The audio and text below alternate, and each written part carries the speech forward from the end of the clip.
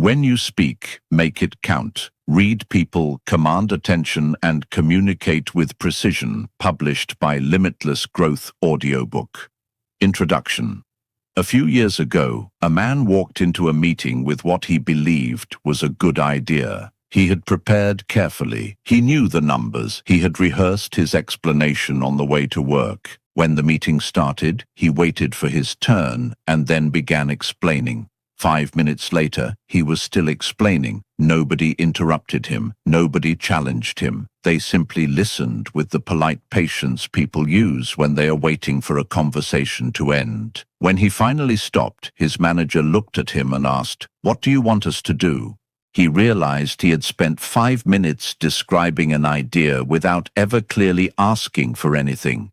That moment is more common than we like to admit. We confuse speaking with communicating. We believe that if we explain something thoroughly enough, people will automatically understand its importance. We mistake confidence for volume, honesty for saying everything we think, and intelligence for using complicated language. Real communication is much less comfortable. Sometimes it means admitting, "I wasn't clear." Sometimes it means stopping halfway through a sentence because you realize the other person is not asking the question you thought they were asking. Sometimes it means listening to an answer you do not like without immediately preparing your defense. And sometimes it means saying one simple sentence when every instinct tells you to keep talking.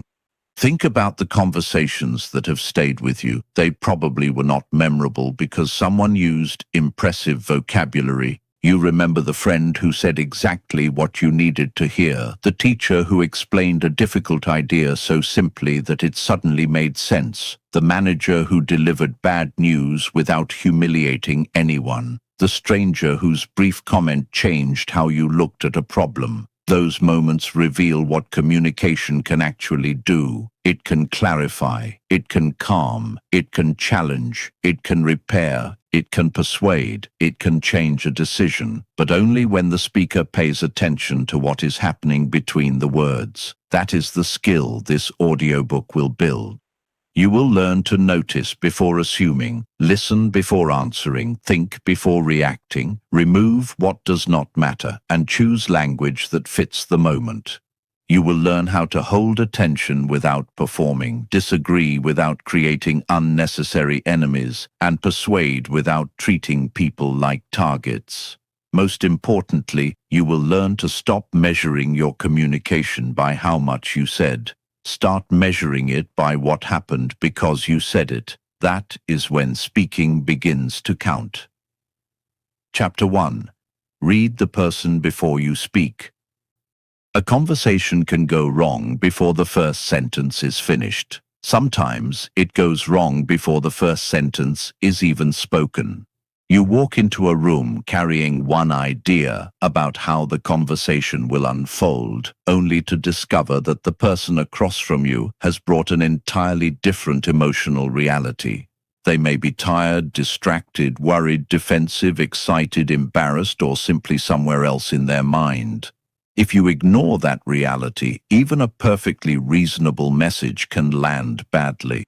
Consider a simple situation. Imagine you are a manager who needs to correct an employee's mistake. You walk toward the employee's desk with the intention of being direct. You have already rehearsed your opening sentence, but as you approach, you notice something. The employee is staring at the same document without moving. Their shoulders are tense, and they seem unusually quiet. You could begin with, "We need to talk about this mistake." Technically, nothing is wrong with the sentence, but perhaps there is a better first move. You might say, "You seem distracted. Is everything okay?" Suddenly, you are no longer throwing information at a stranger. You are responding to a person. That small difference is the beginning of intelligent communication.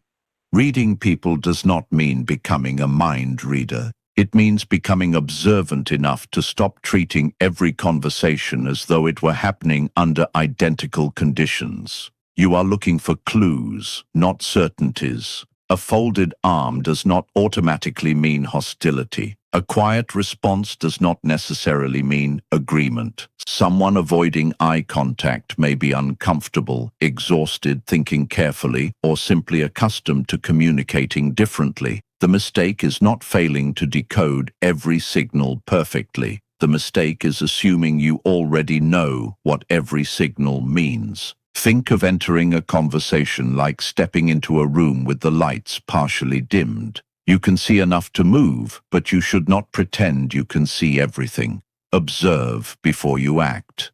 Notice the person's pace. Are they speaking quickly or slowly? Are they giving detailed answers or short ones?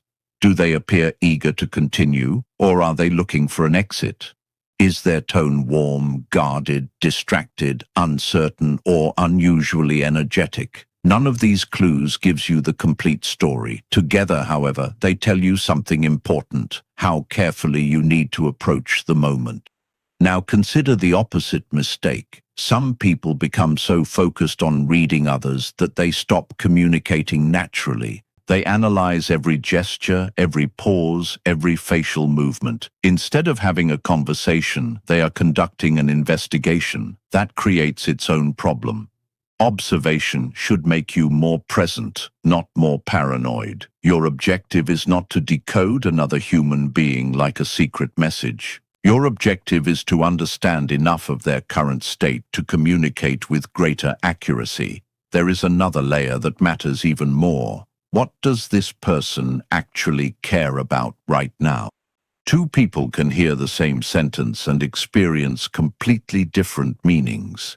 Tell one employee, "We are changing the schedule," and they may immediately think about productivity. Tell another employee the same thing, and their first thought may be about childcare, transportation, or whether their job is secure. The sentence has not changed. The stakes have changed. This is why strong communicators learn to ask themselves, what does this mean from their side of the table? That question can prevent countless misunderstandings.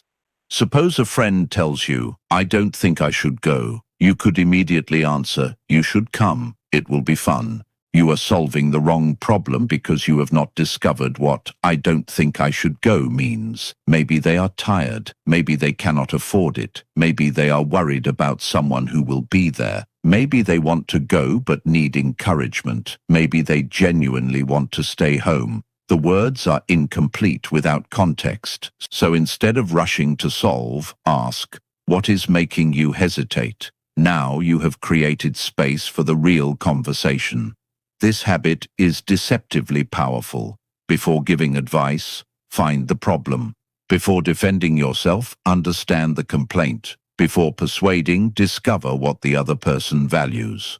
Before correcting someone, determine whether they are confused, resistant, or simply seeing the situation differently. You are not surrendering your position by doing this. You are improving your aim.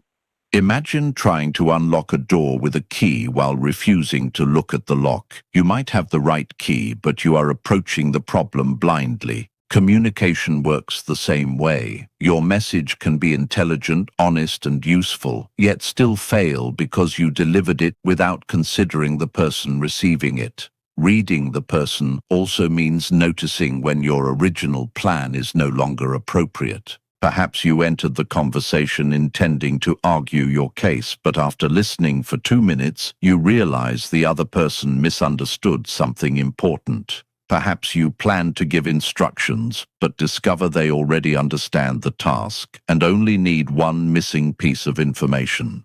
Perhaps you expected resistance and prepared for a confrontation, only to find that the other person is genuinely willing to cooperate. Good communicators are willing to change course. That requires humility. You have to accept that your first interpretation may be wrong. Try a simple experiment the next time you have an important conversation. For the first minute, resist the urge to prove, explain, advise, or correct. Instead, observe. Listen to the pace of the conversation. Notice what the other person emphasizes. Pay attention to what they return to. Listen for the concern underneath the complaint. Then ask yourself, what would make this conversation useful for both of us? That question changes your posture. You stop treating the conversation as a performance and start treating it as a shared problem.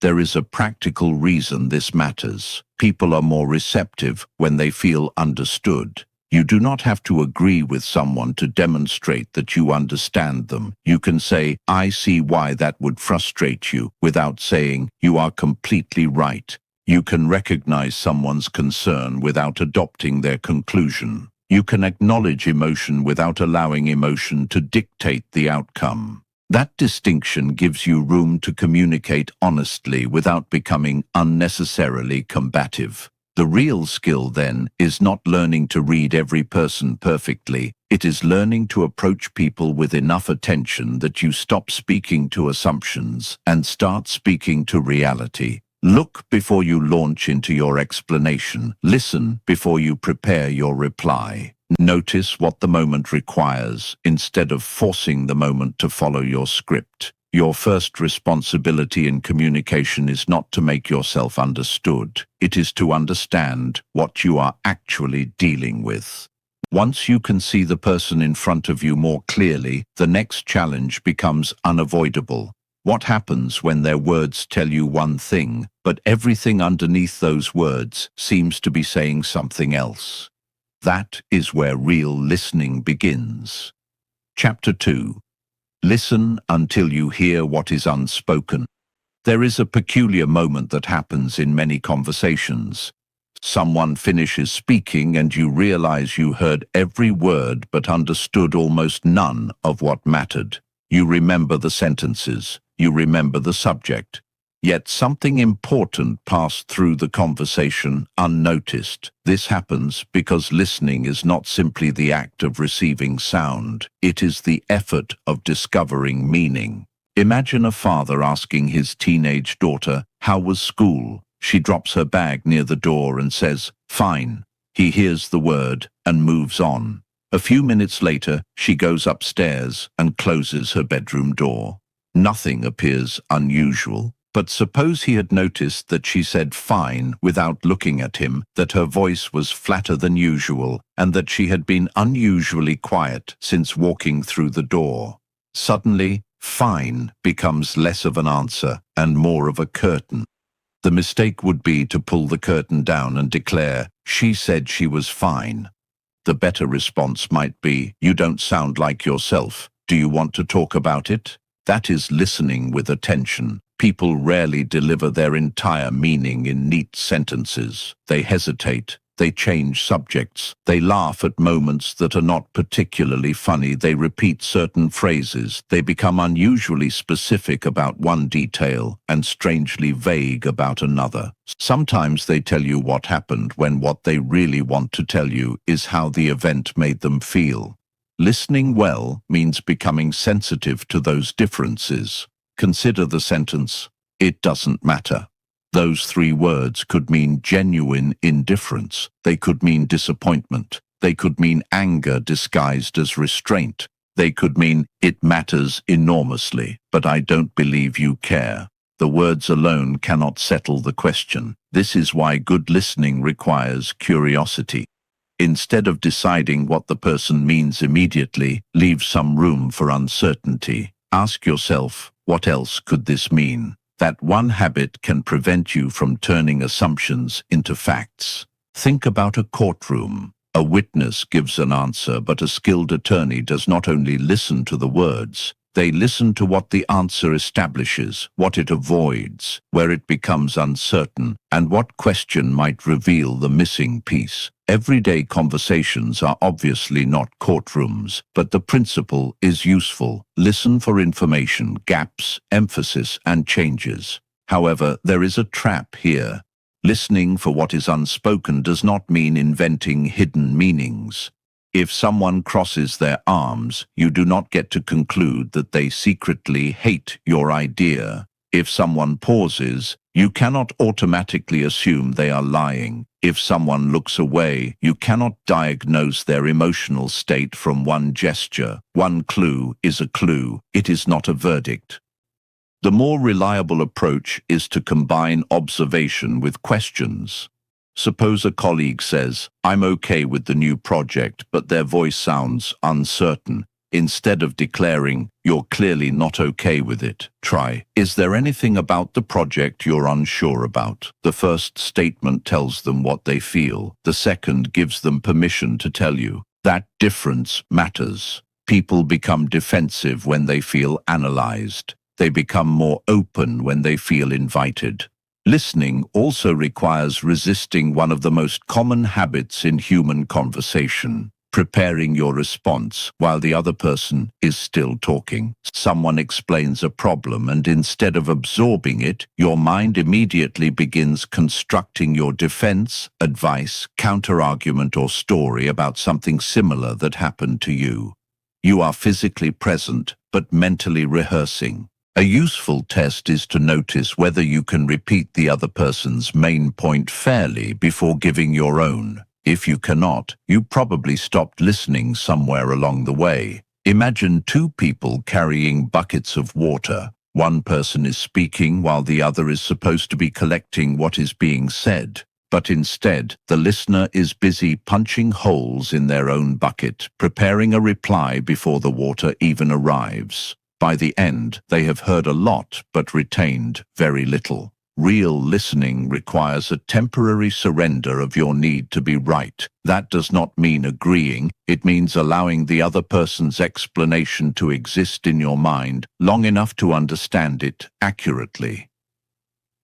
Try this in your next disagreement. Before responding, say, "Let me make sure I understand what you're saying." Then explain their position as fairly as you can. If they say, "Yes, exactly," you have earned the right to present your perspective. If they say, "No, that's not what I mean," you have just discovered something valuable before making the disagreement worse. There is another powerful form of listening: listening to repetition. People often return to the same subject without realizing it. A co-worker keeps mentioning how late projects have become. A friend repeatedly brings up an old disappointment. A partner keeps asking whether you are sure about a decision. Repetition can be a signal that the real issue has not been resolved. The words may change, but the concern remains. Listen for the thread. You can also listen to what people do not ask directly. Someone might say, "The presentation went well," then spend 5 minutes describing one person's criticism. Perhaps the presentation itself is not what they are worried about. Perhaps they are wondering whether that person's opinion will affect their reputation. The skilled listener does not interrupt with a diagnosis. They gently test the possibility. Are you more concerned about the criticism than the presentation itself? Now, the hidden issue has a chance to become visible. Listening like this changes conversations because it changes your role. You are no longer waiting for your turn to speak. You are investigating reality with another person. And sometimes, the most valuable thing you discover is that the conversation was never really about the subject on the surface. A customer complaining about a delayed delivery may actually be worried about disappointing someone. A colleague arguing about a minor decision may actually feel ignored. A friend insisting that they do not need help may actually be protecting their pride. A partner criticizing your behavior may actually be asking whether they still matter to you. You cannot assume these interpretations are true. You have to listen, notice, and ask. That is the discipline. Do not listen only for facts. Listen for emotion, listen for uncertainty, listen for priorities, listen for what changes when a particular subject appears. Listen for the sentence that gets repeated in different forms, and then listen to yourself. Notice when you become impatient. Notice when you start planning your defense. Notice when you want to interrupt because you think you already know where the person is going. Those reactions are information too. The best listeners are not passive, they are actively present. They are collecting context, testing assumptions, asking useful questions, and allowing the conversation to reveal itself. When you learn to listen this way, you discover something uncomfortable and liberating. Many conversations become easier when you stop trying to control where they go. But there is still another obstacle. Even when you understand what someone means, you may not respond well if your own emotions take control. You can hear the message perfectly and still destroy the conversation with the answer you give. That is why the next step is not learning to speak better. It is learning to master yourself before you speak. Chapter 3. Master yourself before you try to influence anyone. You can read a room accurately, understand what someone means, and still ruin the conversation with a single reaction. The reason is simple. Knowing what is happening around you is not enough if you cannot manage what is happening inside you. Think about the last time someone said something that irritated you. Perhaps it was a careless comment from a colleague, a dismissive reply from someone you love, or a message that seemed deliberately disrespectful. You felt the reaction almost instantly. Your shoulders tightened, your heart beat faster, your mind produced an answer before you had even finished reading the sentence. That first reaction feels honest because it is immediate, but immediate does not mean wise. Imagine receiving an angry email late at night. You type a response while your frustration is still burning. You make every sentence sharper. You reread it and think, they need to understand how unacceptable this is. Then you go to sleep. The next morning, the same email looks different. The facts have not changed. Your emotional temperature has. That difference is where communication either matures or collapses. Emotions are not the enemy. Anger can tell you that a boundary has been crossed. Fear can tell you that something feels uncertain. Frustration can reveal that an important need is not being met. Even excitement can make you speak too quickly and promise more than you can deliver. The problem begins when an emotion becomes the decision maker. Think of emotion as a passenger sitting beside you in a moving car. It can point out danger. It can complain about the route. It can tell you that it wants to turn around, but you should not hand it the steering wheel simply because it is loud. This is especially important in conflict. When people feel attacked, they often stop listening for meaning and start searching for ammunition. One person makes a criticism. The other remembers an older criticism. That brings up another incident. Soon the conversation is no longer about the original problem. It becomes a competition to determine who has been more wrong over the past 5 years. You can interrupt that pattern by creating a small space between feeling and speaking. That space may be 5 seconds. It may be one breath. It may be saying, "Give me a moment to think about that." A pause is not weakness. Sometimes it is the clearest evidence that you are in control. Consider what happens when someone says, "You never listen to me." Your instinct may be to defend yourself immediately. That's not true. I listen all the time. But that answer attacks the accusation rather than exploring the complaint. A calmer response might be, "You're feeling like I haven't been listening. What happened that made you feel that way? You have not admitted that the accusation is completely accurate. You have simply refused to let your pride dictate the next sentence." That is emotional discipline. Another useful habit is learning to identify the emotion before acting on it. Instead of thinking, "They are being ridiculous," say internally, "I am getting angry." That small change creates distance. You are no longer inside the emotion completely. You are observing it. Then ask a more useful question. What response would actually improve this situation? Not, what response would make me feel better for the next 30 seconds? Those are often very different answers. A sharp reply can feel satisfying. A measured reply can protect a relationship, a reputation, or a decision.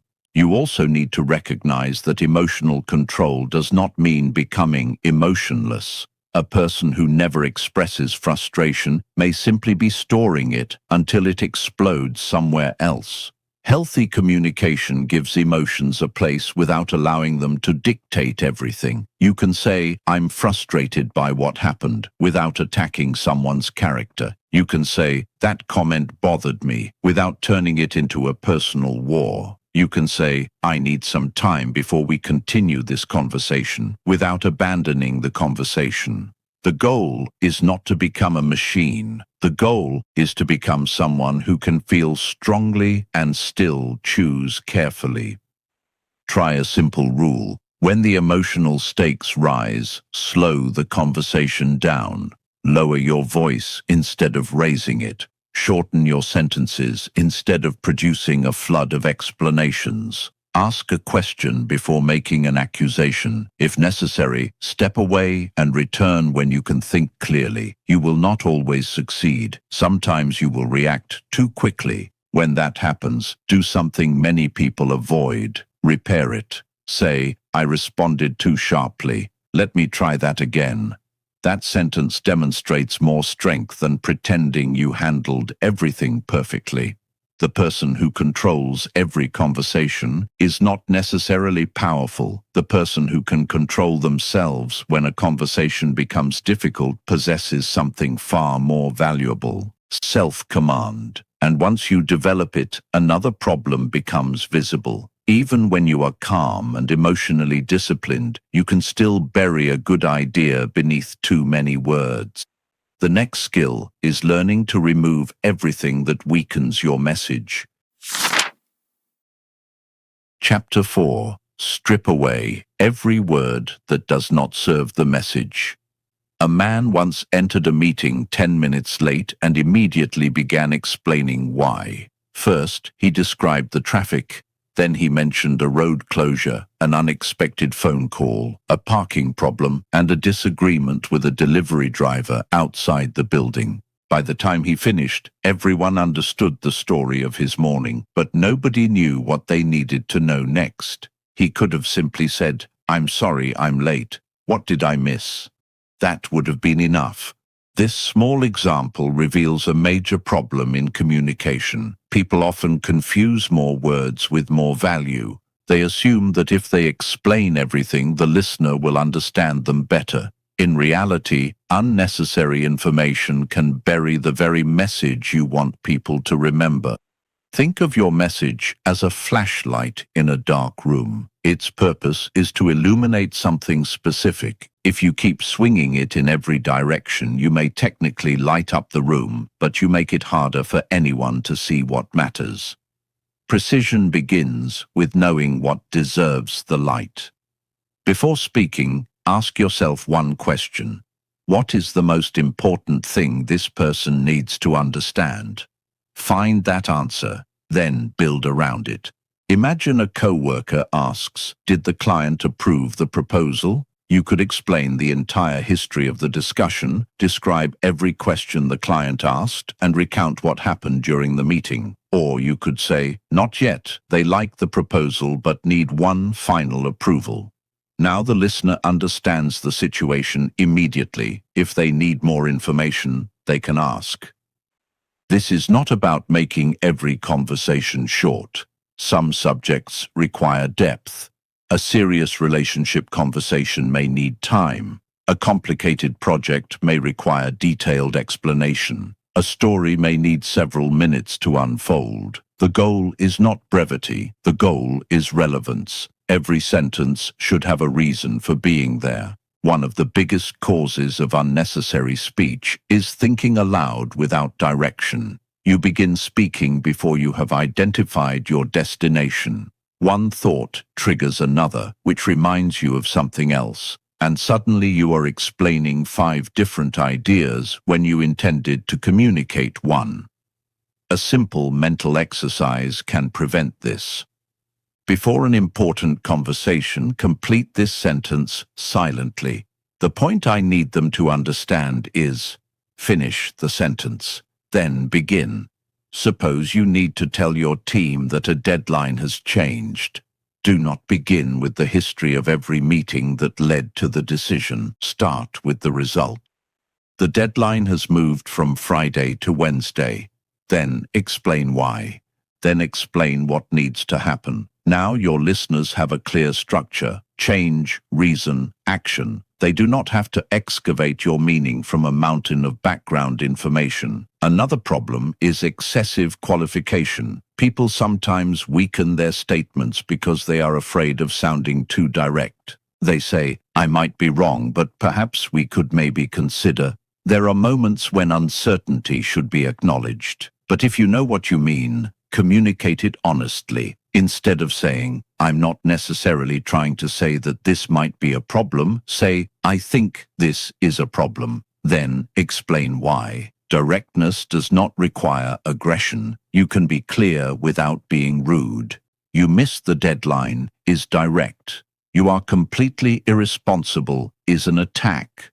The first describes an event. The second attacks identity. Precise communication stays close to observable reality.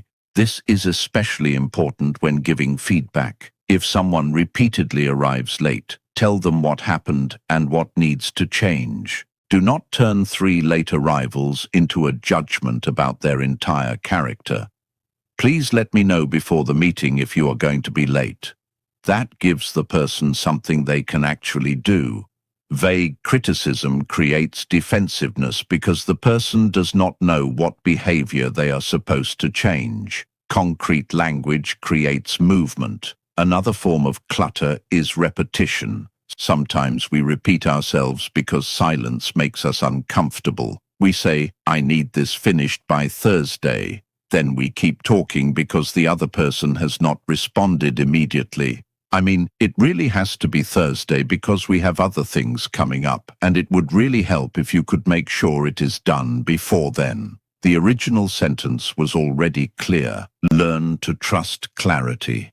When you make an important statement, allow it to stand. Silence does not automatically mean failure. The other person may be thinking. Give them room. This becomes even more valuable during difficult conversations. Nervousness often makes people speak faster and explain more. They believe that additional words will protect them from being misunderstood. Instead, the listener receives a flood of information and struggles to identify the central point. When you notice yourself rambling, stop. Take a breath. Say, "Let me put that more simply." Then deliver the essential idea. That is not weakness. It is communication discipline. Another way to strengthen your language is to replace abstract phrases with specific descriptions. Instead of saying, "We need better teamwork," say, "Everyone needs to update the shared document before 4 o'clock. Instead of saying, "The project has some challenges," say, "We are behind schedule because the equipment has not arrived." Instead of saying, "You need to communicate better," say, "If the deadline changes, tell me as soon as you know." Specific language gives people something they can understand, remember, and act upon. Think about road signs. "Proceed toward the appropriate destination" sounds formal but is practically useless. "Turn left at the next intersection" is immediately actionable. Your communication should work the same way. Do not try to sound intelligent. Try to be useful. That distinction can transform the way people experience you. When your words are precise, listeners do not have to spend their attention decoding your intention. They can focus on the actual message. And attention is valuable. Every person you speak to is carrying their own thoughts, responsibilities, worries, and distractions. You cannot demand unlimited attention from them. You can only make better use of the attention they give you. So before adding another sentence, ask, "Does this help?" If yes, keep it. If it merely repeats what you already said, remove it. If it exists only because you are uncomfortable with silence, remove it. If it makes your meaning less clear, remove it. Good communication is not about saying everything you know. It is about choosing what matters most and giving it enough space to be understood. When you learn that discipline, your words become lighter, sharper, and more memorable. But precision is only part of the equation. Even the clearest sentence can lose its impact if it is delivered with nervousness, hesitation, or poor rhythm. Your words carry meaning. Your voice tells people how to receive that meaning, and that is where the next stage of communication begins. Chapter 5. Slow down until your words carry weight. A woman once walked into an important interview completely prepared. She knew the company, understood the position, and had practiced answering difficult questions. Yet the moment the interview began, her preparation seemed to disappear. She spoke faster than usual, filled every pause, and rushed from one answer into another before the interviewer had time to respond. Her knowledge had not failed her. Her pace had. When people become nervous, excited, defensive, or desperate to prove themselves, they often accelerate their speech. They believe speed communicates intelligence or confidence. Sometimes it does the opposite. A rushed voice can make a strong idea sound uncertain, while a measured voice can make an ordinary sentence feel deliberate and important. Your voice is part of your message. The words may tell people what you think, but your pace, pauses, volume, rhythm, and emphasis influence how they experience what you think. Consider the sentence, "We need to talk about this." Say it quickly with a rising tone, and it may sound anxious. Say it slowly, with a brief pause before the final word, and it can sound serious and composed. The words remain unchanged. The meaning people feel has changed. This is why speaking with impact does not mean becoming louder. It means becoming more intentional. Imagine a guide leading people through a museum. If the guide rushes everyone from painting to painting, explaining each one without stopping, visitors may see everything and remember almost nothing.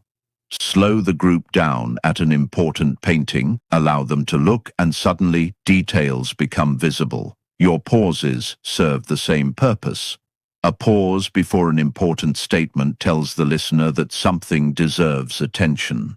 A pause after the statement gives the idea room to settle. A pause before answering a difficult question shows that you are thinking instead of reacting.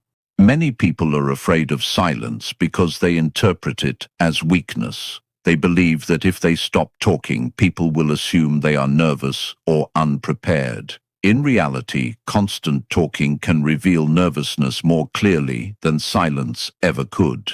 You do not need to fill every empty second. If someone asks you a difficult question, breathe before answering. If someone challenges your opinion, think before defending it. If you make an important statement, let it stand. Silence can communicate confidence when you are comfortable enough to use it. There is also power in changing your pace. You do not want to speak slowly all the time. That would sound unnatural. Instead, allow your speed to match the importance of the idea. Move more quickly through familiar background information. Slow down when delivering the central point. Pause when the listener needs time to process. Let enthusiasm create energy without allowing it to take control. Your voice should have movement, not monotony. Volume matters too. Speaking louder does not automatically make people respect you. Sometimes excessive volume creates tension rather than authority. A calm, controlled voice can encourage people to listen more carefully because it communicates that you do not need force to be heard. Think about someone telling you a secret in a crowded room. You naturally become quieter and more attentive because you do not want to miss anything. The lesson is not to whisper. The lesson is to understand that attention can come from control rather than force. Emphasis matters in the same way. If every word receives equal weight, none of your words stands out. Take the sentence, "We need to finish this today." Emphasize "we" and responsibility becomes the focus. Emphasize "finish" and action becomes the focus. Emphasize "today" and urgency becomes the focus. Your voice directs attention through the sentence. You can practice this by recording yourself reading a short paragraph. Listen afterward without judging yourself. Notice whether you rush certain phrases, swallow words, speak at the same volume throughout, or allow your sentences to disappear at the end. Most people hear their own voice differently when it comes from a recording. That is useful. You cannot improve what you never notice. Another important habit is finishing your sentences with confidence. If your voice consistently rises at the end of statements, even when you are not asking a question, your words may sound uncertain. Say what you mean. Complete the sentence. Stop. Do not weaken a clear statement by immediately adding unnecessary qualifications. The deadline is Friday. Then silence. You do not need to follow it with, "I think," unless something changes, but we'll see. If Friday is uncertain, communicate the uncertainty accurately, but do not create uncertainty merely because you are uncomfortable sounding definite. This is the connection between precision and vocal control. Clear thinking gives your words structure. A controlled voice gives that structure presence. And remember, confidence does not require the absence of nervousness. You can feel nervous and still slow down. You can feel pressure and still breathe. You can be excited and still finish your sentences. The goal is not to eliminate emotion. It is to prevent emotion from controlling your delivery. With practice, your voice becomes less of a reflex and more of an instrument. You decide when to accelerate. You decide when to pause. You decide which word deserves emphasis. You decide when the sentence is finished. And when you develop that control, people begin to experience your speech differently. Your words no longer rush past them. They arrive with enough space to be understood. But there is another problem even precise speakers often make. They may speak clearly, confidently, and at the right pace, yet still make the listener wait too long to discover the actual point. Clarity requires more than good delivery. It requires knowing where to place your message. That is the next skill. Chapter 6. Put the point where people can find it. Imagine asking a stranger for directions to a building you have never visited. Instead of telling you where to turn, they begin describing the history of the neighborhood. They mention an old restaurant that used to occupy the corner, explain how the road changed several years ago, and tell you about a traffic problem they experienced last month. After several minutes, they finally say, "You should be able to find it." You would probably thank them politely and still have no idea where to go. This is what happens when communication has information but no direction. The speaker knows the destination. The listener is forced to search for it. If something matters, put it where people can find it. Many people bury their main idea beneath background information because they believe context must come first. Sometimes context matters, but if the listener does not know why they are receiving the information, even useful details can become difficult to follow. Think of your main point as the entrance to a building. If you make people walk around the entire structure before showing them the door, they may lose interest before they ever get inside. A stronger structure is simple. Give the point, explain the reason, then provide the details that support it. Suppose you are telling your team that a deadline has changed. You could begin by describing every conversation that happened before the decision was made. Instead, start with the result. The deadline has moved from Friday to Wednesday. Now everyone knows the subject. Then explain why. Then explain what needs to happen next. The listener now has a map. This structure works because people understand information more easily when they know where it is going. Consider a friend asking, "Should I take this job?" If you have a clear opinion, do not hide it behind 10 minutes of analysis. Say, "I think you should take it, but only if the schedule is flexible." Then explain your reasoning. You are not being simplistic. You are making your thinking visible. Sometimes people bury their conclusions because they are afraid of disagreement. They build a long explanation around their opinion before revealing what they actually believe. The result can sound less confident than simply stating the position honestly. Try saying, "Here is what I think." Then say it. If you are uncertain, communicate that directly. "I am not completely sure, but based on what we know, this is my current view." That is much stronger than hiding uncertainty inside vague language. Directness does not mean aggression. You can be straightforward and respectful at the same time. There is also a practical reason to lead with the point. People are distracted. The person listening to you may already be thinking about another meeting, a deadline, a family responsibility, or an unfinished task. You cannot assume that they have unlimited attention. Respect it. If the message is urgent, lead with the urgency. If the decision has changed, lead with the change. If something went wrong, explain what happened clearly before providing the history. If you need action, tell people what action is required. Do not make them discover the assignment hidden inside your explanation. This becomes especially important during stressful situations. Imagine a manager discovering that an important system has failed. The team does not first need 10 minutes of historical background. They need to know what is happening and what to do. The system is down. Stop submitting new requests until we confirm that it is stable. Then provide the explanation. Clarity becomes more valuable as pressure increases. Another useful question is, if the listener remembers only one sentence, what should that sentence be? Find that sentence. Put it near the beginning. Then build around it. This does not mean every conversation should sound like a presentation. Natural conversations wander. Stories unfold gradually. Humor often depends on timing. Some subjects benefit from discovery. The principle is simply to know when the journey is helping and when the journey is hiding the destination. There is a difference between telling a story and losing the plot. There is also a difference between being thorough and being difficult to follow. Good communicators provide a mental map. They make it easy for people to understand where they are, why it matters, and what comes next. Once you develop this habit, something interesting happens. People begin to trust your communication. They learn that when you speak, they will not have to dig through unnecessary information to discover what matters. Your clarity becomes a form of reliability. But there is another layer.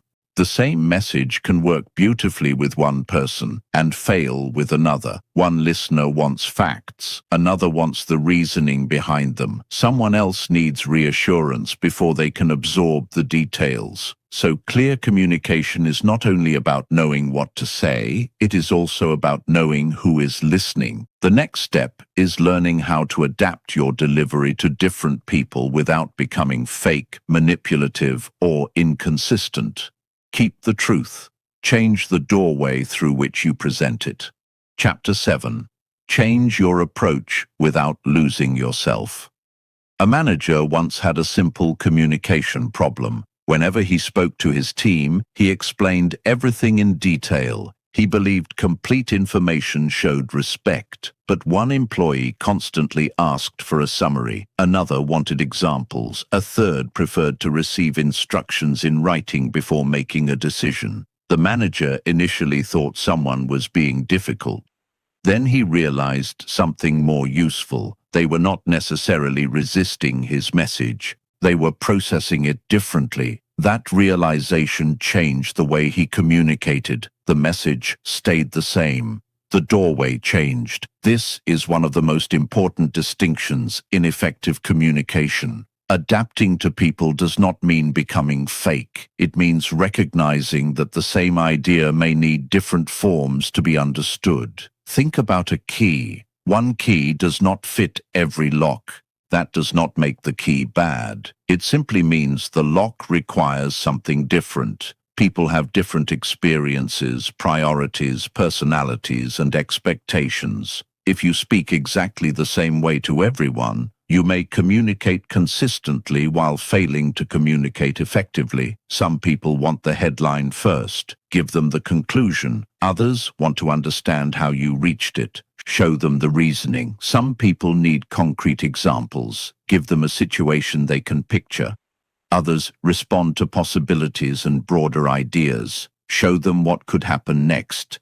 The goal is not to manipulate their personality. The goal is to reduce unnecessary friction between your meaning and their understanding. Imagine you are explaining a new workplace procedure to two employees. One asks, "What exactly do I need to do?" Another asks, "Why are we changing this?" If you give both people the same 5-minute explanation, neither may get what they need. The first person needs action, the second needs context. A strong communicator notices the difference. This requires observation. Watch what people ask. Notice what they ignore. Pay attention to where they become confused. Listen for the words they naturally use. If someone repeatedly asks, "What happens next?" they may be looking for structure. If someone keeps asking, "Why?" they may need reasoning before they feel comfortable moving forward. Their questions are clues. Use them, but adaptation has a boundary. You should not change your values simply to gain approval. You should not lie because someone prefers a different answer. You should not flatter people into agreement. You should not imitate someone's personality in an obvious attempt to win them over. Authenticity matters because people eventually notice when communication feels manufactured. Think of adapting your communication like adjusting the volume of music. You may change the volume depending on the room, but the song remains the same. Your core message and principles remain intact. Only the delivery changes. This skill becomes especially useful when communicating across differences in age, experience, culture, or professional background. A technical expert may understand specialized language that a new employee does not. A long-time colleague may need less explanation than someone encountering the subject for the first time. Do not make people feel stupid for not knowing what you know. Translate. That is a form of respect. Instead of saying, "You should already understand this," say, "Let me explain it from the beginning." Good communication closes gaps. Poor communication blames people for the gaps. You can also ask directly, "Would you like the short version or the full explanation?"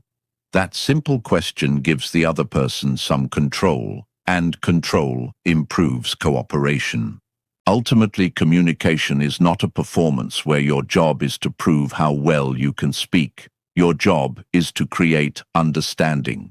Sometimes that requires fewer words, sometimes more, sometimes a story, sometimes a number, sometimes a direct answer, sometimes a question. Learn to choose deliberately. When you stop asking, "How do I want to say this?" and start asking, "How will this person understand it best?" your communication becomes more flexible without becoming less authentic. You remain yourself. You simply become easier to understand. And once you can adapt your approach, another powerful ability becomes available: asking questions that uncover what people actually mean instead of assuming you already know. That is where conversations become deeper, clearer, and far more useful. Chapter 8. Ask questions that move the conversation forward. A young manager once walked into a meeting convinced that he had a problem with one of his employees. The employee had missed 2 deadlines, arrived late several times, and seemed increasingly disengaged. The manager had already prepared a speech about responsibility. He planned to explain the consequences, make expectations clear, and end the conversation quickly. Then, before giving the speech, he asked one question: "What has been making it difficult for you to keep up lately?"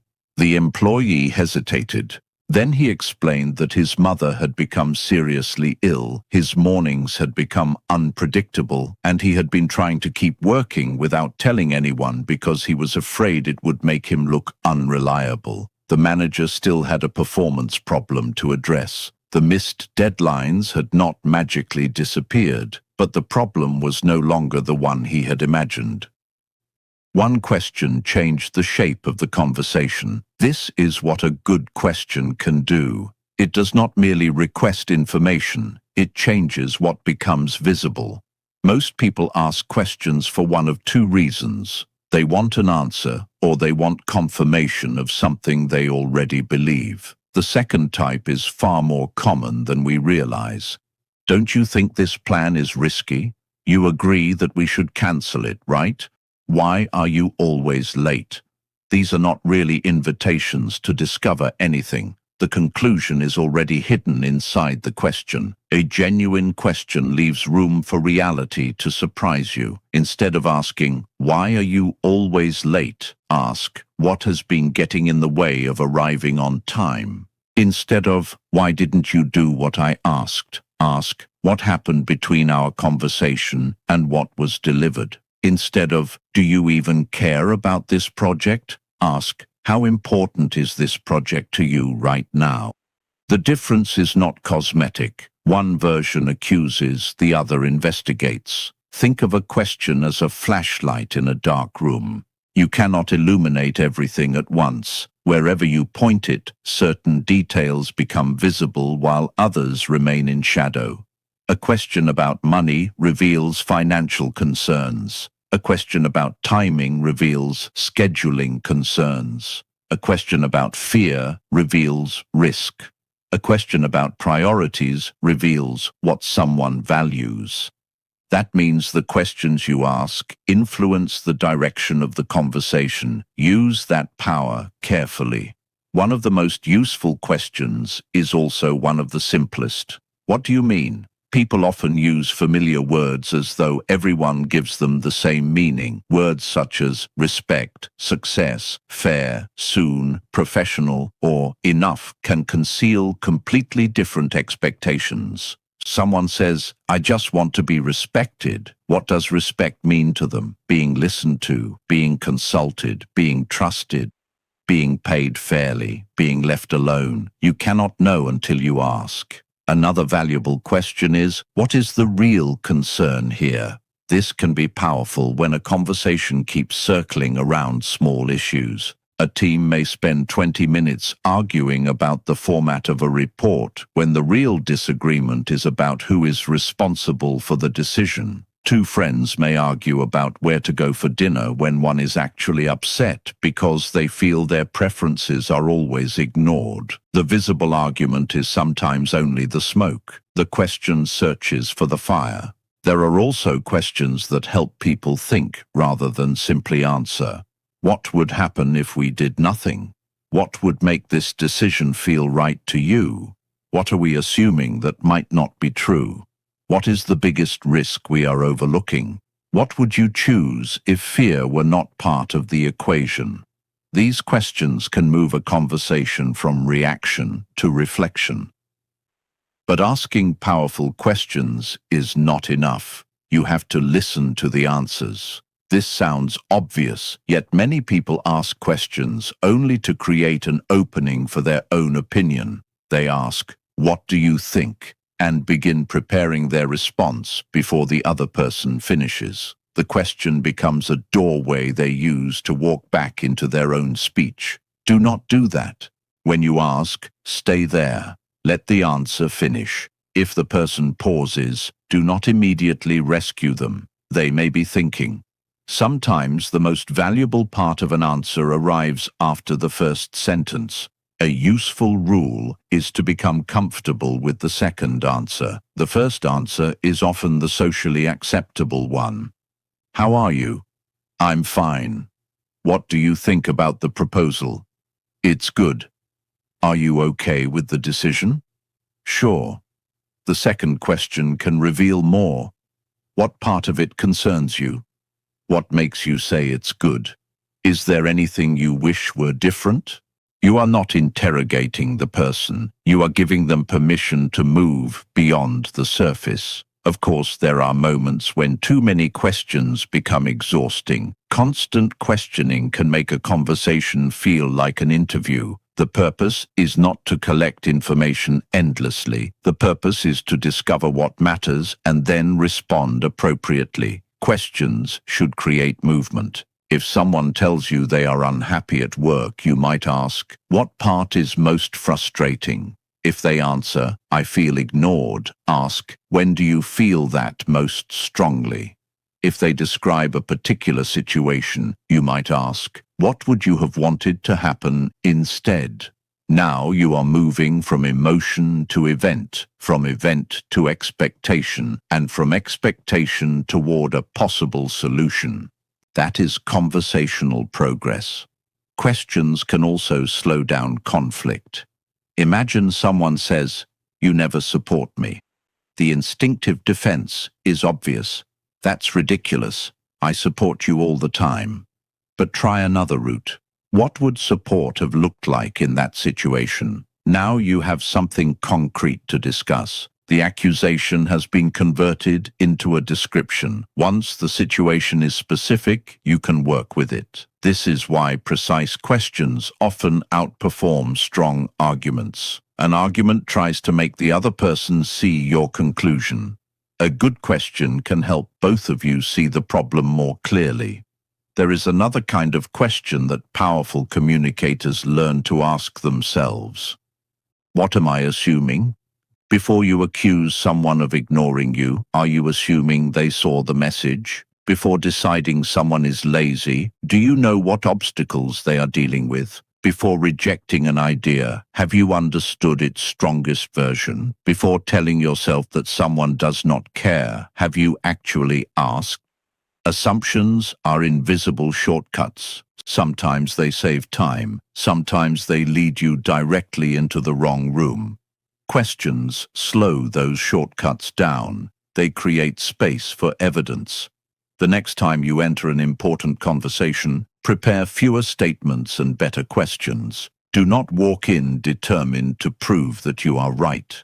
Walk in determined to discover what you do not yet understand. Ask what matters. Ask what changed. Ask what is missing. Ask what the person needs. Ask what they are worried about. Ask what they would choose. And occasionally, ask yourself whether you are asking because you genuinely want to know or because you are hoping the other person will give you the answer you already want. That final distinction separates curiosity from manipulation. A powerful question does not corner people. It opens a door. And once you learn to open those doors, you face the next challenge, getting people to care about what you are saying after they have entered the conversation. Understanding is important, but understanding alone does not guarantee attention. The next step is learning how to earn it. Chapter 9. Earn attention before you expect agreement. A woman once stood in front of a room full of people with a presentation she had spent 3 weeks preparing. Every slide was polished. Every number was checked. Every sentence had been carefully written. She began exactly as she had practiced. Within 2 minutes, someone looked at their phone. Then another person opened a laptop. A few minutes later, she noticed that people were no longer following the presentation. They were physically present, but mentally somewhere else. Nothing was wrong with the information. The problem was that she had never given anyone a reason to care about it. This is one of the most uncomfortable truths about communication. Importance is not automatically interesting. Something can matter enormously to you and still feel irrelevant to someone else. Your responsibility is not to demand attention, it is to earn it. Think about a street musician. They cannot walk into a crowded square and assume everyone will stop because their music is important. They create a sound that makes someone look up. Then another person slows down. Someone else pauses. Attention begins to gather. Communication works similarly. Before asking people to accept your idea, first give them a reason to stay with you long enough to understand it. That reason might be a problem they already care about. It might be a surprising observation. It might be a question that exposes something they had not considered. It might be a consequence that affects them directly. The opening matters because the human mind is constantly deciding what deserves attention. You do this all day without thinking. You ignore most advertisements. You skim messages. You scroll past headlines. You stop when something feels relevant. The same filtering process happens in conversation. If you begin a presentation with, "Today I am going to discuss several aspects of our operational strategy," you have given people almost nothing to hold on to. But imagine beginning with, "We are losing 3 hours of productive work every week because of one process we have stopped questioning." Now there is tension. Why? Because there is a problem. The listener wants to know what it is. This does not mean every conversation needs a dramatic opening. Real life is not a movie trailer. You do not need to manufacture suspense. You simply need to connect your message to something that matters. If you are explaining a new policy, tell people what will change for them. If you are proposing an idea, explain the problem it solves. If you are teaching something, show why the knowledge is useful. If you are telling a story, give the listener a reason to wonder what happens next. Relevance is often more powerful than performance. Consider a doctor explaining a medical procedure. The patient is unlikely to care about the history of the hospital before understanding what the procedure means for them. A teacher explaining mathematics to a struggling student cannot begin by assuming that the student cares about mathematical elegance. The teacher may first need to show how the concept solves a problem the student recognizes. People pay attention when information connects to something already alive in their minds. This is why examples are so powerful. Abstract language floats, concrete language lands. Compare these two statements. Poor communication can reduce organizational efficiency. Now compare it with, "Yesterday, 3 people completed the same task because nobody knew who was responsible for it." The second statement gives the mind something to see.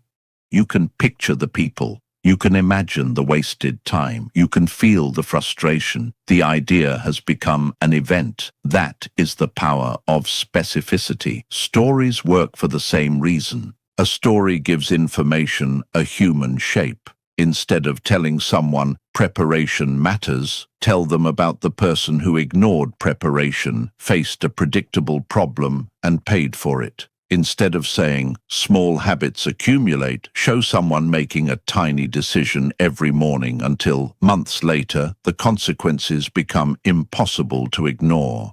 The listener does not have to be instructed to remember the lesson. They experience it. But attention is not the same thing as entertainment. A loudspeaker can capture attention and still lose credibility. A provocative statement can make people look up and still leave them with nothing valuable. The goal is not to become fascinating at any cost. The goal is to make attention useful.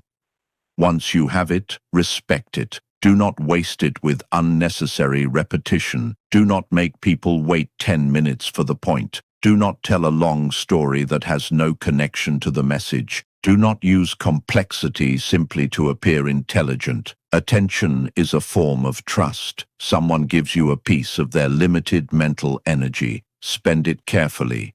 One useful technique is contrast. The brain notices difference. If everything sounds the same, nothing stands out. Instead of saying, "We have improved our results," say, "Last year we spent twice as much time on this process. Today it takes half the effort." Instead of saying, "The decision has consequences," say, "If we delay the decision by another month, the cost will increase." Contrast creates a before and after. It gives the listener a mental line to follow. Questions can also create attention, especially when they are genuine. What would happen if we stopped doing this for 30 days? What would you change if you knew nobody would criticize you? What problem are we solving that we have never clearly defined? A good question creates an unfinished thought. The mind wants to complete it. That is why curiosity can be such a powerful entry point into communication. But there is a deeper principle beneath all of this. People rarely pay sustained attention because you want them to. They pay attention because something in your message intersects with something they value. So before speaking, ask yourself, why should this matter to them? If you cannot answer that question, your audience may not be the problem. Your message may not yet be ready. This principle applies to everyday conversations too. If you want someone to change a behavior, connect the change to a consequence they care about. If you want someone to hear criticism, explain why the conversation matters rather than simply listing what they did wrong. If you want someone to consider your idea, begin where their concern already exists. Do not drag people toward your subject. Find the point where your subject meets their world, and once you have their attention, do not become desperate to keep it. A pause can be more powerful than another sentence. A question can be better than another explanation. A well-chosen example can replace a page of theory. The best communicators understand that attention is not captured once. It is renewed moment by moment. You earn it with relevance. You keep it with clarity. You reward it with value. And eventually, something important happens. People stop listening merely because you are speaking. They begin listening because they expect that what comes next will be worth hearing. That is the foundation of influence. But attention creates another challenge. Once people are watching and listening, they are also judging the person delivering the message. Do you sound secure? Do you trust your own words? Are you trying too hard to prove yourself? The next chapter turns toward that quieter quality, confidence that does not need to announce itself. Chapter 10. Project confidence without performing confidence.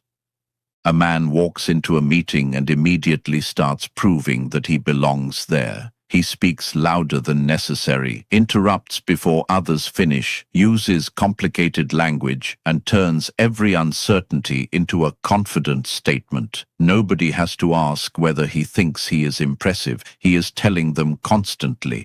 Now imagine someone else entering the same room. She listens. She does not rush to fill every silence. When she has something to say, she says it clearly. When challenged, she does not become defensive. When she does not know something, she simply says, "I don't know yet. I'll find out." Which person feels more confident? Usually, it is the second. Real confidence does not need constant advertising. Think about a person who owns an expensive watch but keeps checking whether everyone has noticed it. The watch may be valuable, but the behavior makes the owner look uncertain. Confidence works similarly. The more desperately you try to demonstrate it, the more people may notice the insecurity underneath. Confidence in communication begins with being comfortable enough not to perform. That means you do not need to have the fastest answer. You do not need to dominate the conversation. You do not need to win every disagreement. You do not need to turn every statement into proof of your intelligence. Sometimes confidence sounds like, "Let me think about that." Sometimes it sounds like, "You're right, I missed that." Sometimes it sounds like, "I disagree, and here's why." And sometimes it sounds like nothing at all.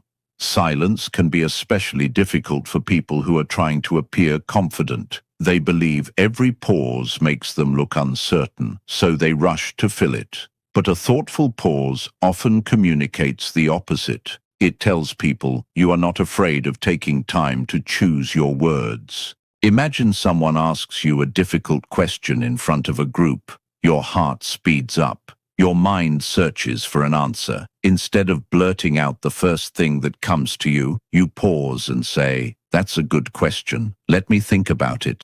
Nothing about that response is weak. You have simply refused to let pressure make your decision for you. Confidence also lives in the way you disagree. An insecure speaker often attacks the person because the idea feels threatening. A confident speaker can separate the two. "I understand your reasoning, but I see the risk differently." That sentence creates room for disagreement without turning disagreement into disrespect. The same applies to criticism. If someone points out a genuine mistake, confidence does not require an elaborate defense. I missed that. I'll correct it. Notice how little language is required. When you are secure in yourself, you do not need to protect your ego from every small wound. This is one reason preparation matters. Confidence is easier when your mind has something solid to stand on. Know your subject. Know your objective. Know what you do not know. Then speak from that foundation. But do not confuse preparation with memorization. A person who memorizes every sentence may collapse when someone asks an unexpected question. A person who understands the underlying idea can adapt. Prepare the thinking, not just the wording. Your body also participates in confidence. Stand in a way that allows you to breathe. Keep your movements controlled. Look at the person you are speaking to without staring aggressively. Avoid constantly adjusting your clothes, tapping your hands, or shifting because of nervousness. You do not need to become perfectly still. You simply need your physical behavior to stop fighting your message. And remember something important. Confidence is not the absence of nervousness. You can be nervous and still speak clearly. You can feel uncertain and still communicate honestly. You can be intimidated and still ask the necessary question. Courage is not a special feeling that arrives before difficult conversations. Often, it is the decision to act properly while the uncomfortable feeling is still present. So stop waiting to feel confident before communicating confidently. Start with behavior. Slow down. Finish your sentences. Look up. Say what you mean. Admit what you do not know. Ask when you need clarification. Disagree without attacking. Apologize when you are wrong. Then repeat those behaviors until they become natural. Over time, something changes. You stop thinking about how you appear because you become more concerned with what the conversation actually needs. That is where genuine confidence begins. But confidence is easy to discuss when everyone is calm and cooperative. The real test comes when someone challenges you, criticizes you, misunderstands you, or pushes exactly the emotional button you hoped they would leave alone. In those moments, confidence becomes more than posture or tone. It becomes composure. And that is where the next chapter begins. Chapter 11. Stay clear when the conversation gets difficult. Most people think they know how they will behave during a difficult conversation. They imagine themselves calm, reasonable, and articulate. Then someone says the one sentence they were not prepared to hear, and suddenly the careful version of themselves disappears. A conversation about a missed deadline becomes an argument about respect. A disagreement about money becomes a list of old grievances. A simple request becomes a debate about someone's entire character. This happens because conflict changes what people hear. When we feel threatened, we stop listening for understanding and start listening for danger. A neutral sentence can sound like an attack. A question can sound like an accusation. A pause can feel like judgment. The first task, therefore, is not to win the conversation. It is to keep the conversation from becoming something it does not need to be. Imagine two people arguing about a broken promise. One says, "You said you would call me." The other responds, "And you never appreciate anything I do." The subject has already moved. The first person was talking about a specific event. The second person responded to a larger emotional history. Within seconds, the conversation can become a courtroom where every old mistake is called as evidence. Stop the expansion. Bring the conversation back to the original issue. What happened on Tuesday is what I want us to resolve right now. That sentence creates a boundary around the problem. Another useful habit is to describe behavior rather than attack identity. You interrupted me 3 times. Give someone something specific to address. You are disrespectful gives them an identity to defend. You didn't send the report is concrete. You are irresponsible is a verdict. Concrete language keeps disagreements attached to reality. This is where the skills from earlier chapters become valuable. You already learned to listen beneath words, control your emotional reactions, speak precisely, and ask questions. Difficult conversations are where those skills have to work together. Suppose someone says, "You clearly don't care what I think." Your instinct may be to say, "Of course I care." Instead, pause, then ask, "What did I do that made you feel that way?" Now you have moved from accusation to evidence. The answer may still be uncomfortable. Listen anyway. You do not have to accept every interpretation of your behavior, but if you refuse to hear the explanation, you are arguing against something you have not understood. There is also a powerful difference between acknowledging emotion and surrendering your position. You can say, "I understand that you're frustrated." That does not mean you are right about everything. You can say, "I can see why that felt unfair." That does not mean I agree that I treated you unfairly. Acknowledgement lowers unnecessary resistance because people often become louder when they believe their experience is being ignored. Think of anger like a room with a smoke alarm. If you keep shouting at the alarm, the noise becomes unbearable. First, find out what triggered it. Then address the fire. This does not mean tolerating abuse. Some conversations need boundaries. If someone is insulting, threatening, or deliberately trying to provoke you, you are allowed to end the interaction. You can say, "I'm willing to discuss the problem, but I'm not willing to continue while we are insulting each other." That is not avoidance. It is control. Another important skill is knowing when to stop talking. Difficult conversations often deteriorate because both people keep adding sentences after the important point has already been made. You have stated the boundary. They have heard it. Now silence may be more useful than another explanation, and if you make a mistake, repair it quickly. "I was defensive just now. Let me answer that properly." That single sentence can change the temperature of a conversation because it demonstrates awareness instead of stubbornness. The goal of a difficult conversation is not always agreement. Sometimes the best possible outcome is clarity. You may still disagree, you may still want different things, but both people can leave knowing what the other person actually believes, what will happen next, and where the boundary stands. That is progress. Before entering an important confrontation, ask yourself 3 questions. What is the actual issue? What outcome do I want? What behavior am I unwilling to engage in? Then enter the conversation with those answers in mind. Do not rehearse insults. Do not prepare a list of historical crimes. Prepare clarity.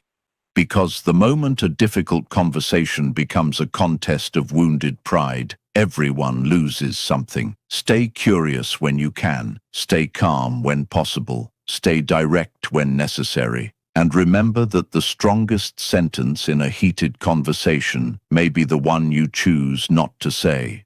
Once you can remain clear under pressure, you gain another powerful ability, making your ideas stay with people long after the conversation ends. Being understood is valuable. Being remembered is another level of communication. Chapter 12. Turn clear ideas into words. People remember. A teacher once explained a difficult concept to a classroom using every definition she knew. The explanation was accurate. The terminology was correct. Nothing in it was technically wrong. Yet when she finished, most of the students looked as though they had been staring through a window during a storm.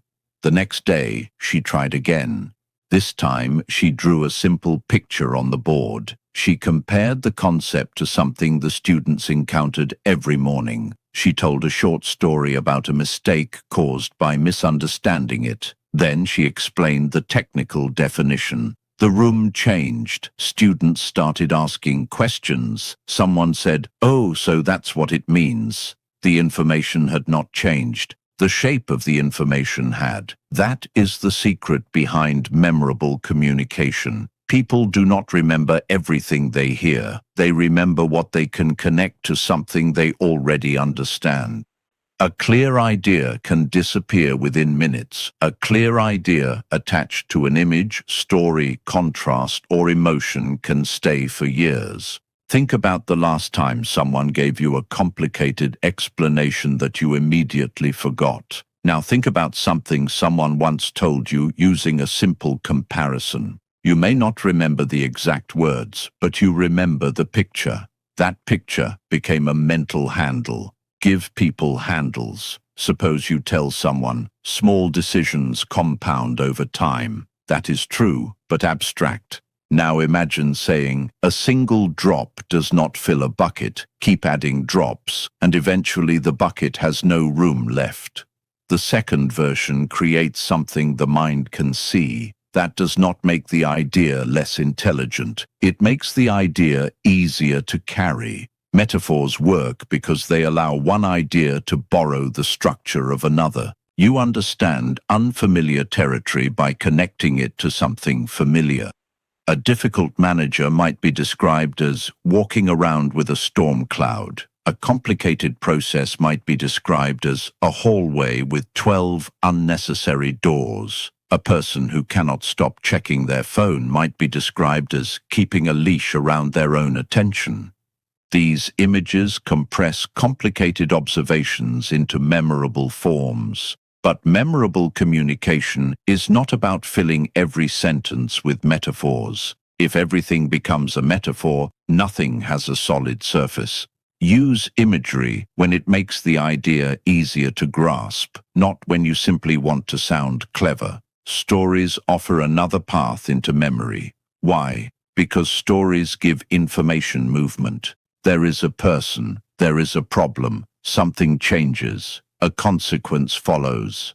The listener naturally wants to know what happens next. Compare these two statements. Preparation reduces mistakes. Now consider. A chef opened the restaurant kitchen one morning and discovered that the most important ingredient for the evening menu had never been ordered. The second statement creates a situation. You can imagine the kitchen, the empty shelf, the approaching dinner service, and the problem forming. Then you can deliver the lesson.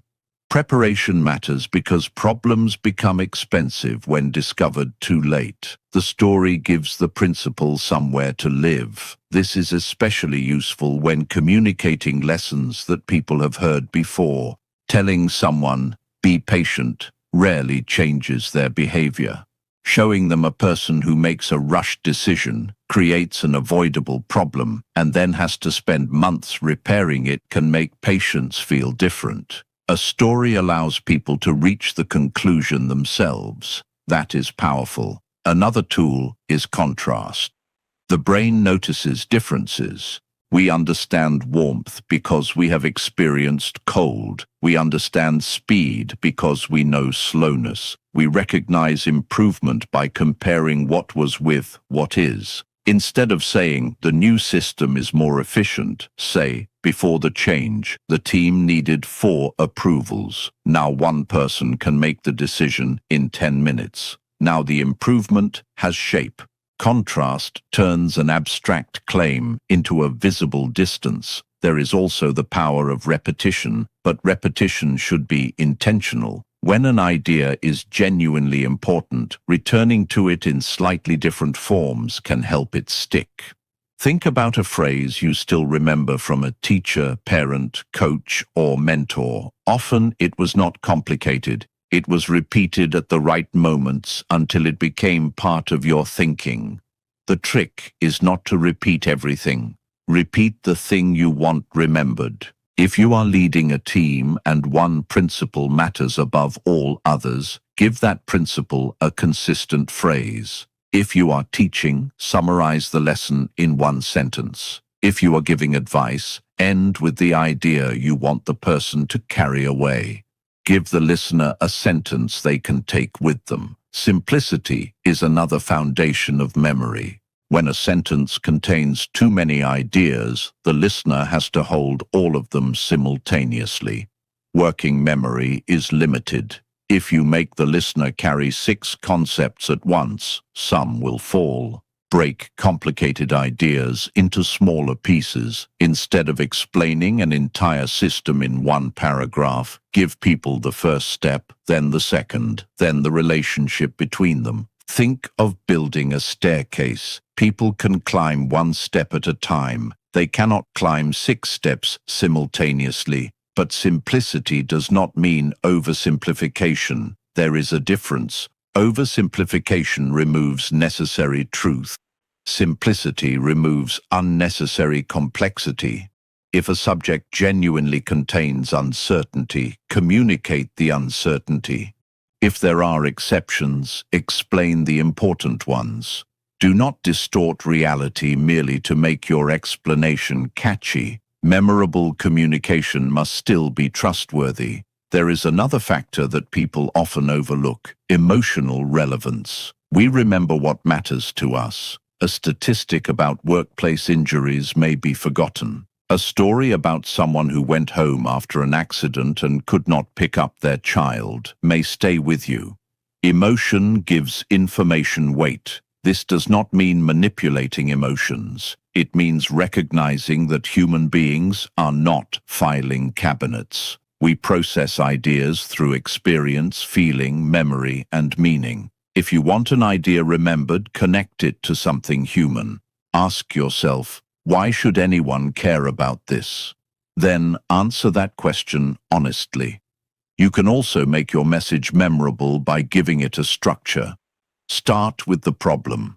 Show the consequence. Reveal the insight. Give the action. For example, we keep missing deadlines. The delays are creating extra work. The real problem is that nobody knows who owns the final decision. From now on, one person will be responsible for every project deadline. The listener can follow the movement. Problem, cost, cause, action. That is easier to remember than a collection of disconnected observations. Finally, remember that you do not need to make every conversation unforgettable. Some conversations should simply be clear. Some should be brief. Some should be private and quiet. The goal is not to become a performer who turns ordinary life into a speech. The goal is to know when an idea deserves a stronger shape. When it matters, give it an image. When it is complicated, give it an example. When it is abstract, make it concrete. When it is important, give it a simple sentence. When it is emotional, give it a human story. And when you finish speaking, leave enough silence for the idea to settle. A memorable message is not necessarily the loudest message in the room. It is the one that continues working after the room becomes quiet. That ability gives your words lasting influence, but influence creates a final responsibility. Once you know how to make people pay attention and remember what you say, you also gain the ability to move their decisions.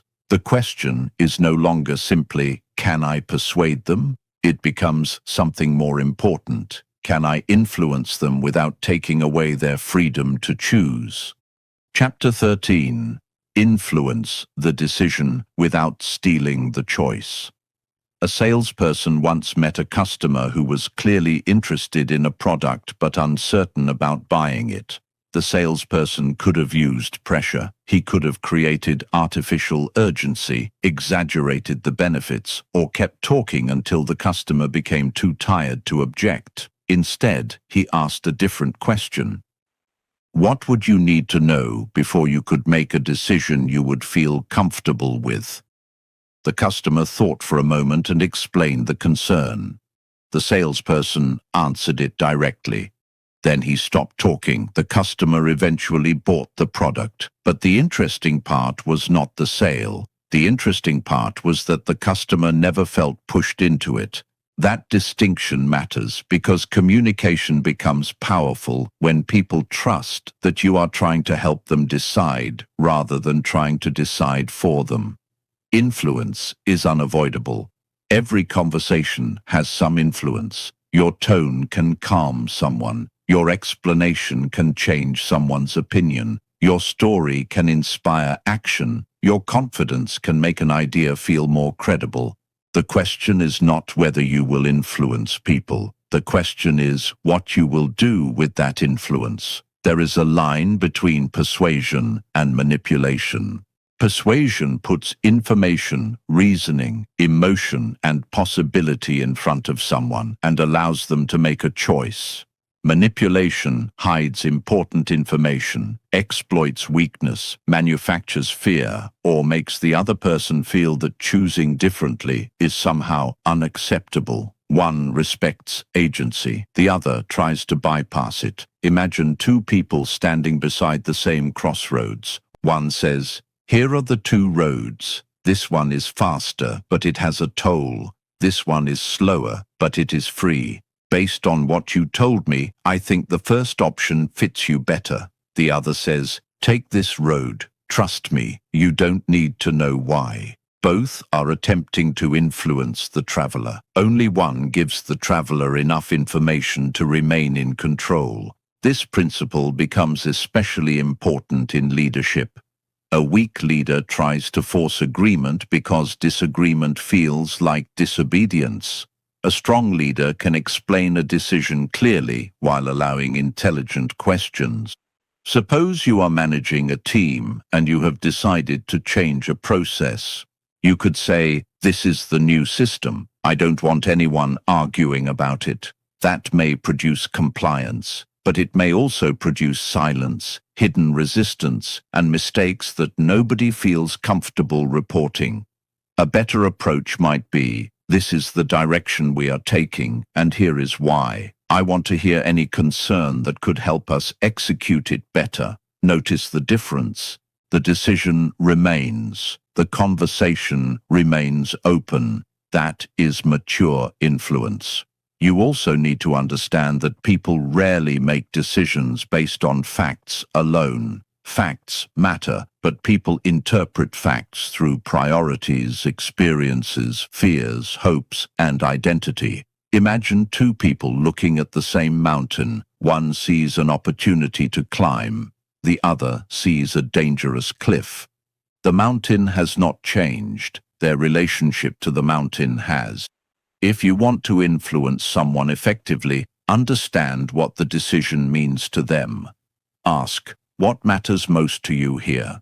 Ask, "What are you most concerned about?" Ask, "What would make this decision difficult?" Ask, "What would success look like from your perspective?" These questions reveal the person's decision-making landscape. Without that understanding, you may keep presenting benefits that they do not value. A person worried about stability may not care that your proposal is exciting. A person concerned about time may not care that it saves money 6 months from now. A person who values independence may resist a solution that requires constant supervision, even if it is technically more efficient. Good persuasion begins with understanding what the other person is actually trying to protect or achieve. But there is another danger: telling people exactly what they want to hear. If you know someone desperately wants a particular outcome, it may be tempting to emphasize only the information that supports it. That is where ethical communication requires discipline. If there is a serious downside, mention it. If you are uncertain, say so. If your recommendation benefits you personally, disclose that when relevant. Trust grows when people discover that your honesty does not disappear when honesty becomes inconvenient. Consider a financial advisor who tells a client, "This option has the highest potential return," but never mentions the significant risk. The statement may technically be true. The communication is still misleading because the missing information changes the meaning of the recommendation. Precision is not only about saying accurate things. It is also about refusing to create false impressions. The same principle applies to emotional influence. Fear can move people quickly. Shame can produce compliance. Anger can mobilize a crowd. But powerful emotions are dangerous tools when used carelessly. If you frighten someone into making a decision, they may later resent the decision and distrust the person who created the fear. A better approach is to explain consequences without exaggerating them. This choice carries a significant risk because then describe the risk. Let reality do the persuading. There is also value in giving people a genuine exit. If someone knows they are allowed to say no, their yes becomes more meaningful. This is especially important in relationships. Imagine asking a friend for help and saying, "I need you to do this for me." If you really cared, you would. You have transformed a request into an emotional test. A healthier version is, "I could really use your help, but I understand if you cannot do it." The second statement leaves the relationship intact, even if the answer is no. That is not weak persuasion. It is respect. In negotiations, the same principle applies. You can state your needs clearly without pretending the other person's needs do not matter. "I need the project completed by Friday. What would make that deadline realistic for you?" Now both sides are solving a problem. You are not surrendering your requirement. You are creating room for cooperation. The most effective influencers often do something counterintuitive. They make it safe to disagree with them. When people know they can challenge your idea without being punished, you receive better information. Someone may notice a flaw you missed. Someone may raise a risk nobody considered. Someone may offer an alternative that is better than your original plan. If you demand agreement, you may receive agreement without truth. That is dangerous. A room full of people nodding is not necessarily a room full of people convinced.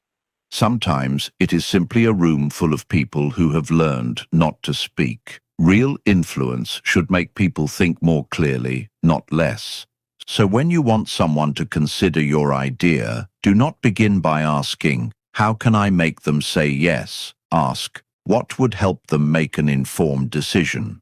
That question changes everything. You explain rather than pressure. You clarify rather than confuse. You answer objections rather than punish them. You acknowledge uncertainty rather than hiding it. You make your case strongly while leaving the final choice where it belongs. And there is a surprising benefit. People become more willing to trust your recommendations because they know you are not trying to trap them. Your influence becomes durable because it is built on credibility rather than pressure. That is the kind of communication worth developing, not the ability to make everyone agree with you. The ability to make your position clear enough, honest enough, and useful enough that people can seriously consider it. Then, if they choose differently, you can respect the decision without treating it as a personal defeat. That is real command of communication. You can speak with authority without demanding obedience. You can persuade without deceiving. You can lead without silencing. And you can make your words powerful without making another person's freedom smaller. Now only one challenge remains: bringing all of these abilities together until they become more than techniques. Because the ultimate test of communication is not what happens during one impressive conversation. It is who you become across thousands of ordinary ones. Chapter 14. Make every conversation reflect the person you choose to become. There is a moment after an important conversation when the room becomes quiet again. The argument is over, the meeting has ended, the phone call has finished. You are alone with your thoughts, and one question remains. Did I communicate the way I wanted to? Not, did I win? Not, did they agree? But, was I the person I wanted to be while I was speaking? That question brings everything together. You have learned to listen beneath words, manage your reactions, remove unnecessary language, control your pace, lead with the point, adapt to different people, ask better questions, earn attention, project genuine confidence, remain composed during conflict, make ideas memorable, and influence without manipulation. None of these skills matter much if they remain techniques you perform occasionally. They become powerful when they become habits. Imagine a craftsman who owns a beautiful set of tools but never uses them. The tools may be impressive, but they have not changed what he can create. Communication works the same way. Knowing how to communicate well is different from consistently communicating well. The real practice happens in ordinary moments. It happens when a waiter misunderstands your order. It happens when someone interrupts you. It happens when your child tells you something you do not want to hear. It happens when a colleague sends an irritating message. It happens when someone disagrees with an idea you spent weeks developing.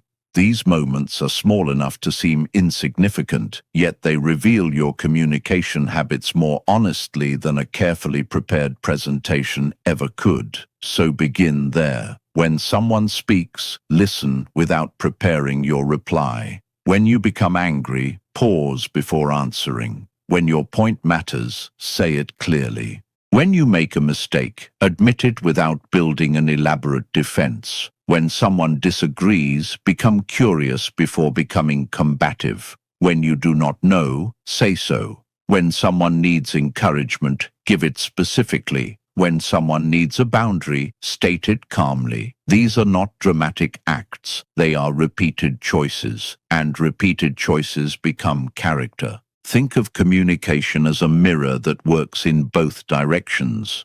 Your words reveal what you think, but the way you use those words also shapes how you think.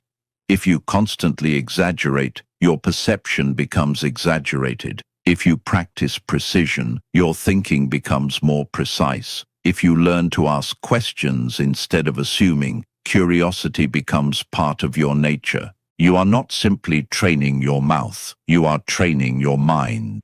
Eventually, you may notice that you no longer need to consciously remember every technique. You naturally pause before reacting. You instinctively search for the real concern. You notice when someone needs an explanation rather than an argument. You become comfortable saying less when less is enough.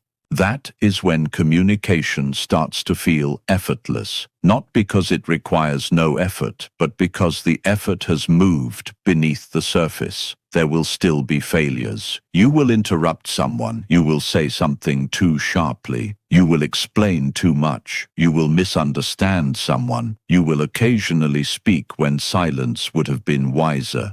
Do not turn those moments into evidence that you have failed. Use them as feedback.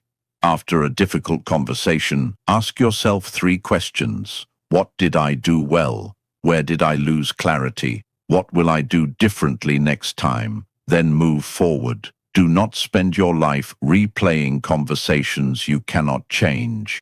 Use them to improve the conversations that are still coming. Because your communication is not built in one speech. It is built sentence by sentence, day after day, interaction after interaction. And perhaps the most important lesson is this: making your words count does not mean making yourself the most impressive person in every room. Sometimes it means making another person feel heard. Sometimes it means giving someone clarity when they are confused. Sometimes it means telling the truth gently. Sometimes it means refusing to use your words as weapons. And sometimes it means saying nothing because the conversation needs space more than it needs another sentence. The strongest communicator is not the person who always has something to say. It is the person who understands when words are needed, which words matter, and how those words will land. That is the standard to carry forward. Before you speak, understand. While you speak, stay present. After you speak, pay attention to what your words create, because every conversation leaves something behind. A little more trust, a little more clarity, a little more distance, a little more connection. Choose what you leave behind. When you speak, make it count. Conclusion: make your words matter. There will never be a final moment when you have mastered communication completely. People change, situations change, relationships change, even you change. The person who needs a gentle explanation today may need a direct answer tomorrow. A conversation that once required confidence may later require patience. Communication is not a formula you memorize. It is a discipline you continue practicing. You have now traveled through the essential stages of meaningful communication. You learn to listen beyond the words people choose and notice the emotions, concerns, and intentions beneath them. You learn to control your own reactions before allowing them to control your speech. You discovered the power of removing unnecessary words, slowing your pace, using silence, and placing your main point where people can actually find it. You learn to adapt without becoming artificial, to ask questions that uncover rather than accuse, and to earn attention by making your message relevant. You explored the quiet strength of genuine confidence, the composure required during conflict, and the techniques that turn ordinary ideas into memorable ones. Finally, you learned that influence becomes valuable only when it respects another person's freedom to choose. But none of this matters if these lessons remain inside this audiobook.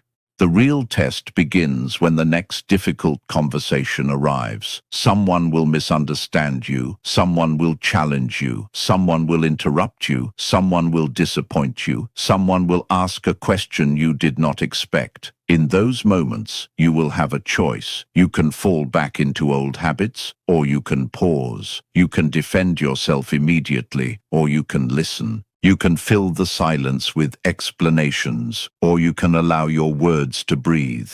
You can try to force agreement, or you can make your position clear and leave room for another person to think. That choice is where communication becomes character. Remember, your goal is not to become the person who talks the most, sounds the smartest, or always wins the argument. Become the person whose presence makes conversations clearer. Become someone people can speak honestly with. Become someone who can deliver difficult truths without cruelty and hear uncomfortable truths without collapsing into defensiveness. Your words will shape meetings, friendships, partnerships, opportunities, conflicts, and decisions. Some sentences will be forgotten within seconds. Others may remain in someone's mind for years. You cannot control which words become permanent, but you can control how deliberately you speak them. So listen carefully, think before reacting, say what matters, remove what does not, ask better questions, respect attention, protect trust. And when the moment arrives to speak, do not speak merely because you have something to say. Speak because what you say deserves to be heard. When you speak, make it count.